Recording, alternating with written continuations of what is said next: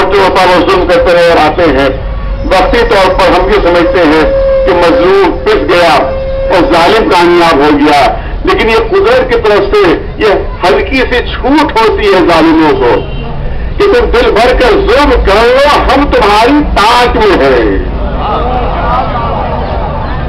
ہم ایک دم سے تم کو اپنی گرفت میں لیں گے. اس وقت دنیا کو پتا چلے گا کہ ظالموں کو شکست ہوئی ہے اور مظلوموں کو فتح ہوئی.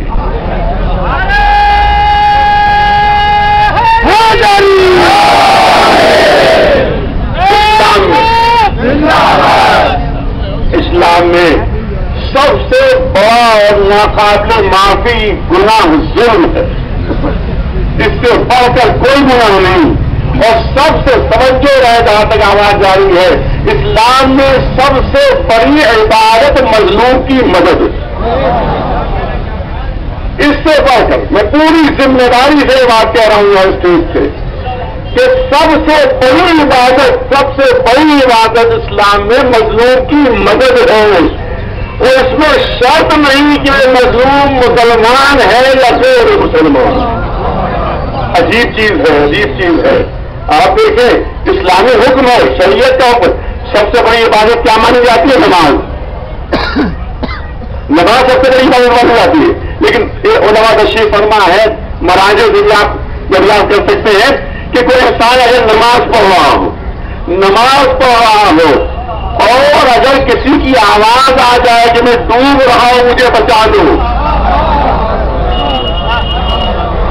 کسی کی آواز آ جائے میں ڈوب رہا ہوں مجھے بچا لو، تو ڈوبنے والا چاہے مومن ہو، ڈوبنے والا چاہے مسلمان ہو، ڈوبنے والا چاہے کافر ہو، نماز توڑنا واجب ہے اور اس کی مدد کرنا ضروری ہے.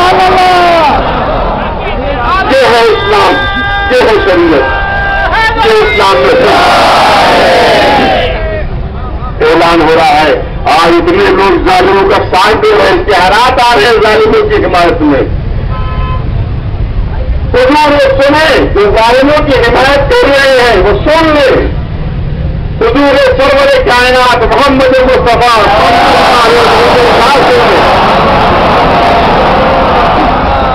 سن لو، ارشاد سن لیں. ان کا ارشاد یہ ہے، ارشاد رسالت یہ ہے کہ جو بھی ظالم کی مدد کرے وہ اسلام سے خارج ہے. کس کا ارشاد ہے؟ رسول اللہ کا ارشاد ہے، پیغمبر اسلام کا ارشاد ہے. جو ظالم کی مدد کرے وہ اسلام سے خارج ہے. جب مدد کرنے والا اسلام سے خارج ہے تو خود کوئی ظالم مسلمان کیسے رکھ سکتا ہے؟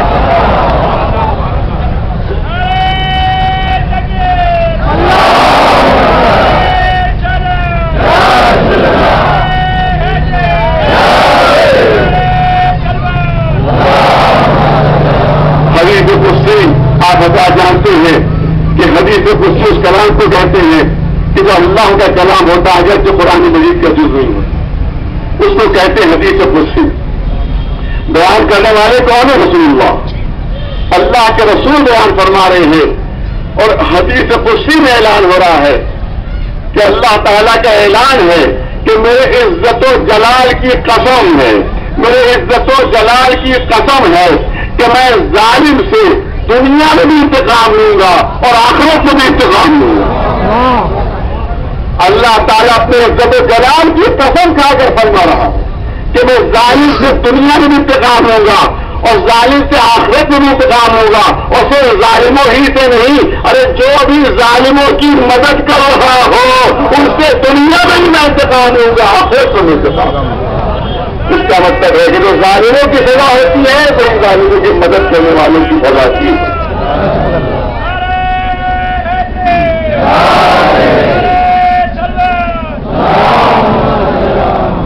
بہت زیادہ وقت نہیں لینا ہے مجھے، نظام الحکومت کی گنجائش ہے مگر اس کا ضرور کرنا ہے. آپ دیکھیں جو بات کہی گئی کہ صاحب عربوں کا داخلی معاملہ ہے. آج یہ بات سامنے آئی کہ صاحب آپ کیوں بول رہے ہیں؟ اگر بحرین میں کچھ ہو رہا ہے، اگر یمن میں کچھ ہو رہا ہے تو عربوں کا داخلی معاملہ ہے. تو میں کہتا ہوں کہ انہیں فلسطین کے لیے بھی نہ بولنا ہے، یہ فلسطینیوں کا اپنا داخلی معاملہ ہے. پھر بد اور عہد کی شہیدوں کے سلسلے میں کوئی گفتگو نہ ہونا چاہیے، وہ بھی تو عرب کی آپسی لڑائی تھی، وہاں کی گفتگو نہیں ہونا چاہیے. اور پھر قرآن مجید عرب میں نازل ہوا تھا، اگر کوئی توہین ہو رہی ہے تو عربوں کا آپسی معاملہ ہے، ہم سے کیا مطلب؟ اگر رسول اللہ کی توہین ہو تو کہا جائے کہ صاحب رسول بھی تو عرب تھے، اب عرب جانے اور رسول اللہ جانے. کیا کوئی مسلمان اس بات کو تسلیم کرے گا؟ ارے کیا رسول کا ارشاد بھول گئے؟ کیا رسول کا ارشاد بھول گئے جو رسول نے ارشاد فرمایا ہے کہ المسلمون کالجسد الواحد؟ یہ نہیں کہا ہے کہ عرب ایک جسم ہے، کہا ساری دنیا کے مسلمان ایک جسم کی حیثیت رکھتے ہیں. اور جسم کی خصوصیت یہی ہوتی ہے کہ اگر کسی بھی عضو میں ہلکی سی تکلیف ہو تو پورا جسم بے چین ہو جاتا ہے. اگر انگوٹھے میں کانٹا چپ جائے، اگر انگوٹھے میں کانٹا چپ جائے تو آنکھیں یہ نہیں کہتی کہ ہم سے کیا مطلب ہے، ہاتھ یہ نہیں کہتے کہ ہم سے کیا مطلب ہے، دماغ یہ نہیں کہتا کہ ہم سے کیا مطلب ہے، آگے نہیں کہتی کہ انگوٹھا تو ہم سے بہت دور ہے، ہم سے کیا مطلب. لیکن ادھر پیر میں کانٹا چبھا، ادھر دماغ نے حکم دیا، ادھر آنکھوں نے بے چین ہو کر اس کانٹے کو تلاش کیا اور ہاتھوں نے طرف پر آگے بڑھ کر اس کانٹے کو نکال لیا. ارے یہی ہوتا ہے پورا جسم. لہٰذا کہیں دور دراز کے علاقے میں مسلمانوں کو کہیں ہلکا سا بھی ظلم ہو تو مسلمان ہونے کا تقاضا یہ ہے کہ ہم سدا احتجاج بلند کریں ظلم کے خلاف.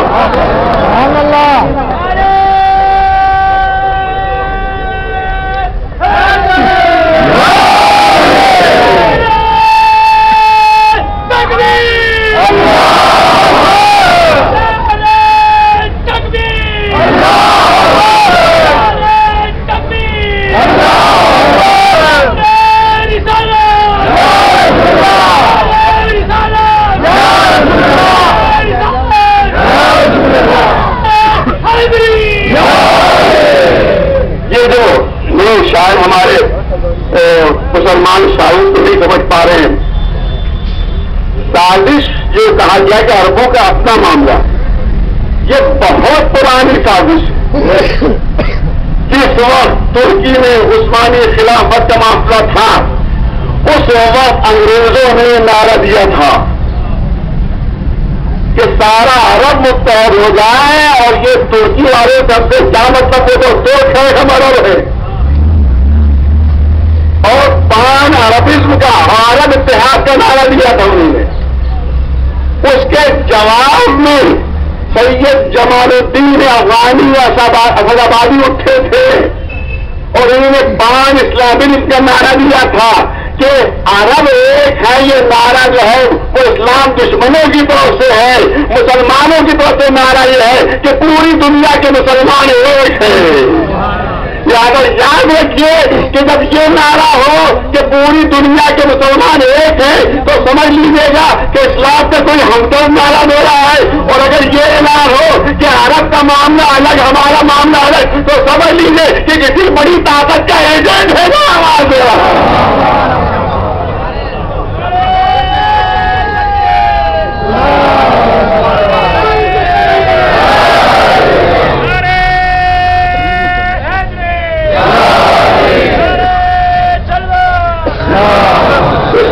پہلی کوشش یہ ہے کہ مسلمان متفرق ہو جائیں، دو بدل جائیں، عرب الگ ہو جائیں، عرب الگ ہو جائیں، ترکی الگ، ہندوستانی الگ، پاکستانی الگ، سب ٹکڑے ٹکڑے ہو جائیں. اسی میں کا فائدہ ہے.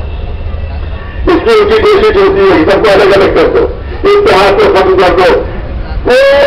کوئی بھی کام، کوئی بھی منزل، کوئی بھی مقصد، کوئی بھی ہدف ہمیں اس وقت تک حاصل نہیں ہو سکتا جب تک اتحاد ہو. یہاں بچے چھوٹے چھوٹے موجود ہیں، میں ان کے لیے مثال دینا چاہتے ہیں. بزرگوں کی مثال نہیں ہے، بچوں کی مثال ہے. آپ دیکھیں کہ جب ہاتھ کی انگلیاں الگ الگ ہوتی ہیں، بچے غور سے سنیں، ہمارے بچے بھی اس میں موجود ہیں. جب ہاتھ کی انگلیاں الگ الگ ہوتی ہیں تو کوئی بچہ بھی ایک انگلی کو موڑ سکتا ہے کی انگلیاں الگ الگ ہوتی ہیں تو کوئی بچہ بھی انگلی کو موڑ دیتا ہے، لیکن جب یہی انگلیاں متحد ہو کر گھوسا بن جاتی ہے تو دشمن کا گھبرا ٹوٹ جاتا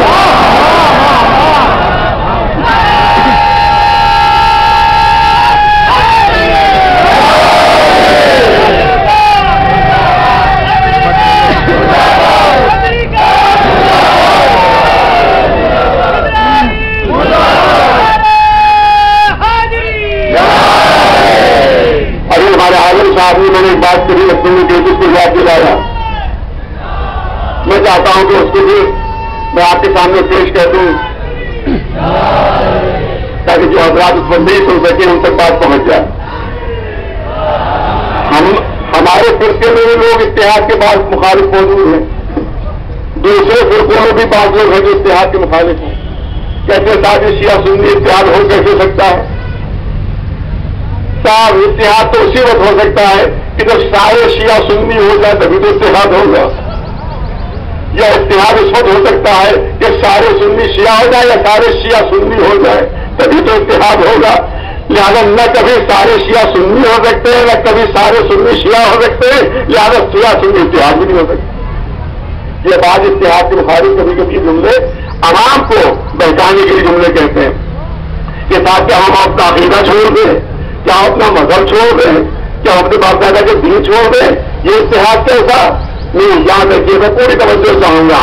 بڑی مثال جو نہیں دوہرا اتنا آپ کے سامنے پھر پیش کرنا چاہتا ہوں کہ اپنا وجود، اپنا تشخص اور اپنی پہچان اور اپنے عقائد، اپنا مسلک سب کچھ محفوظ رکھتے ہوئے بھی اتحاد ہو سکتا ہے. اپنی پہچان، اپنا تشخص اور اپنی شخصیت برقرار رکھتے ہوئے بھی اتحاد شیعہ سنی ہو سکتا ہے. اور اس کی وہی مثال ہے بہت آسان سی اور صحیح سی کہ جیسے قینچی کے دو پھل ہوتے ہیں، قینچی کے دو پھل ہوتے ہیں، دونوں پھلوں کی اپنی اپنی الگ پہچان ہے، دونوں پھلوں کی اپنا الگ الگ تشخص ہے. مگر یہی دونوں پھل جب آپس میں متحد ہو جاتے ہیں تو جو چیز درمیان میں آتی ہے وہ کٹ جاتی ہے. تو بس شیعہ اور سنیوں کو اسی طرح سے متحد ہونا چاہیے کہ جس طرح سے قینچی کے دو پھل ہوتے ہیں، ادھر دونوں قینچی کے دو پھلوں کی طرح متحد ہوئے، ادھر جو بھی لڑانے درمیان میں آئے گا خود بخود نکل جائے گا.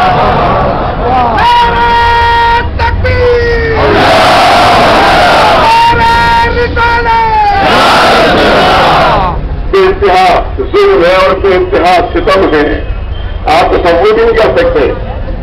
نہیں، شیعہ سنی مسئلہ دھوکہ دینے کے لیے بنایا جا رہا ہے. شاید بہت سے لوگوں کو معلوم نہ ہو جس کو میں یہاں پر کہنا چاہ رہا ہوں، بہت سے لوگوں کو علم نہیں ہوگا. ہم یمن میں عوام کی حمایت کر رہے ہیں،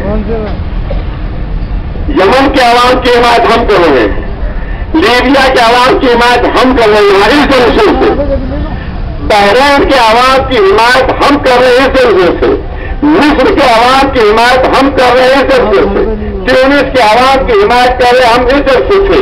ٹیونس میں شیعہ نہیں ہے، اہل سنت ہے، ہم ان کی حمایت کر رہے ہیں. ٹیونس میں شیعہ نہیں، اہل سنت ہے، ہم ان کی حمایت کر رہے ہیں. لیبیا میں شیعہ نہیں، سب اہل سنت ہے، مگر جلسے کے ذریعے سے ہم ان کی حمایت کا اعلان کر رہے ہیں کیونکہ ہم عوام کے ساتھ ہیں، ڈکٹیٹروں تاناشاہوں کے ساتھ نہیں ہیں. لہذا ہم لیبیا کے عوام کی حمایت کر رہے ہیں اور یمن میں ہم عوام کی حمایت کر رہے ہیں. بہت کم لوگوں کو یہ بات معلوم ہوگی کہ لیبیا کے جو صدر ہے وہ علی عبداللہ صالح، وہ شیعہ زیدی فرقے سے تعلق رکھتا ہے. یمن کا جو صدر ہے، یمن کا جو صدر ہے وہ شیعہ زیدی فرقے سے تعلق رکھتا ہے.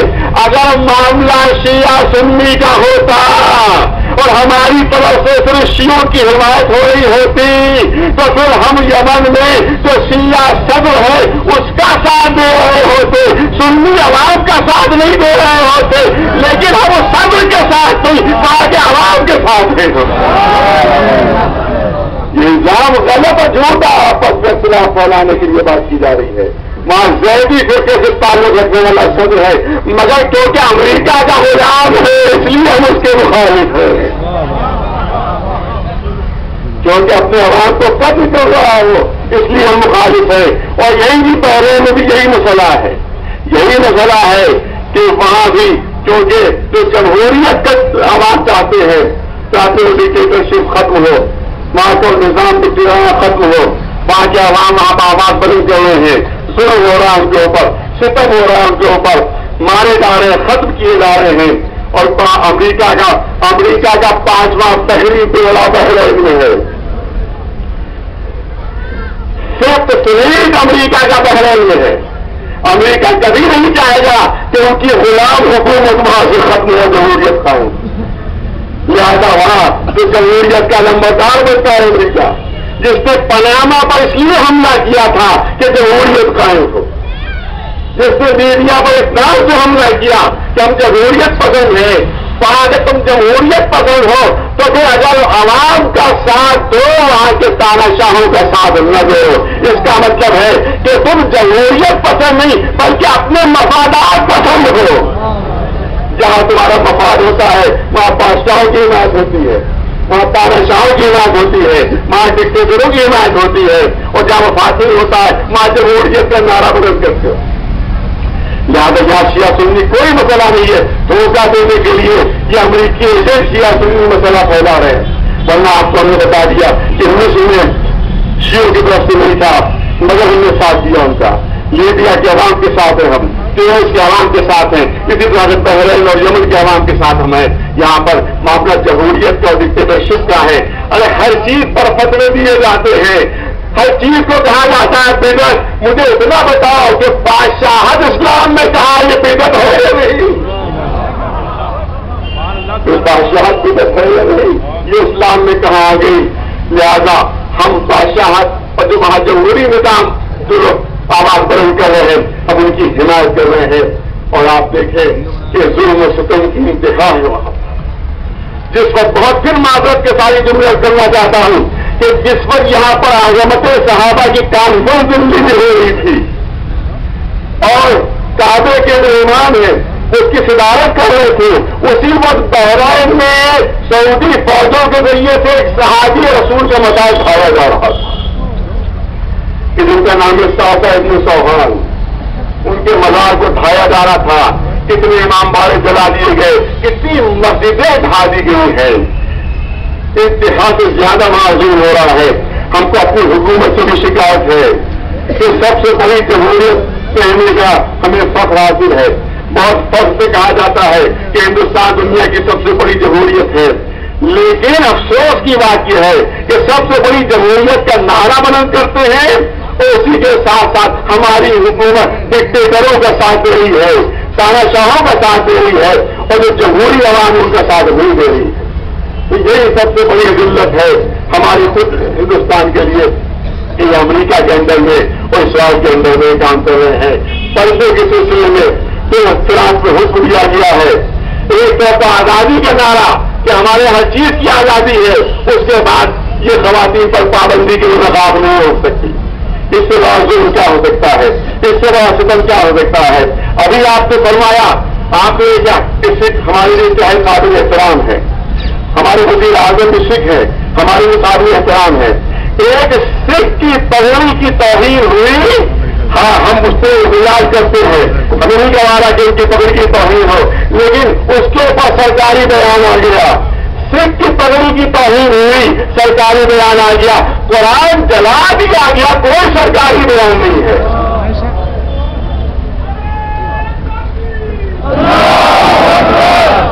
ہمارے ملک کی بھی دوگنی پالیسیاں ہیں، کیونکہ ان کی پالیسیاں بھی امریکہ کے اشارے پر بننے لگی ہیں، ان کی پالیسیاں بھی اسرائیل کے اشارے پر بننے لگی ہیں، جس کے لیے ہم احتجاج کرتے ہیں۔ آپ یاد رکھیں، ہمیں مسلمان ملکوں سے جو اپنے کو مسلمان کہتے ہیں ان سے بھی بڑی شکایت ہے، بڑی شکایت ہے ان سے، کیونکہ وہ بھی غلامی کے انداز اختیار کیے ہوئے ہیں، بڑی طاقتوں کی غلامی۔ جس وقت کارٹون کے سلسلے میں جو انتہائی توہین آمیز کارٹون تھا، یہاں ہندوستان میں بڑے بڑے جلوس نکل رہے تھے، لکھنؤ میں جلوس نکلا مسلمانوں کا 10 لاکھ کا مجمع تھا، لیکن آپ اسی زمانے کے اخبار اٹھا کر دیکھ لیجیے کہ یہاں کارٹون کے سلسلے میں احتجاج ہو رہا تھا اور وہاں بش کے لیے دعوتیں ہو رہی تھی، سعودی عرب میں، قطر میں، بحرین میں، کویت میں، وہاں بش کو دعوتیں دی جا رہی تھی. تو یہ مسلمان ملکوں کا ایک غلامانہ رویہ یہ ہماری اس میں انتہا تکلیف دہ ہے. زیادہ ایسی چیزیں چھوڑ کر ہم کو یہ اختیار کرنا چاہیے کہ اسلام کا کیا حکم ہے، دین کا کیا حکم ہے. آپ یاد رکھیں کہ اسی تمام غلامانہ ذہنیت کے خلاف ہی وہاں کے عوام اٹھ گئے ہیں. وہ عوام برداشت نہیں کر رہے ہیں کہ ہماری حکومت امریکہ کے غلام رہے، ہماری حکومت بڑی طاقتوں کے غلام رہے. لہٰذا وہاں اس طرح کے انقلابات رونما ہو رہے ہیں. اور انشاءاللہ یاد رکھیے قرآن کا اعلان کہ ظالموں کو کبھی کامیابی نہیں ملے گی. انشاءاللہ یہ ساری ظالم حکومتیں ختم ہو جائیں گی اور وہاں مظلوموں کو کامیابی ملے گی.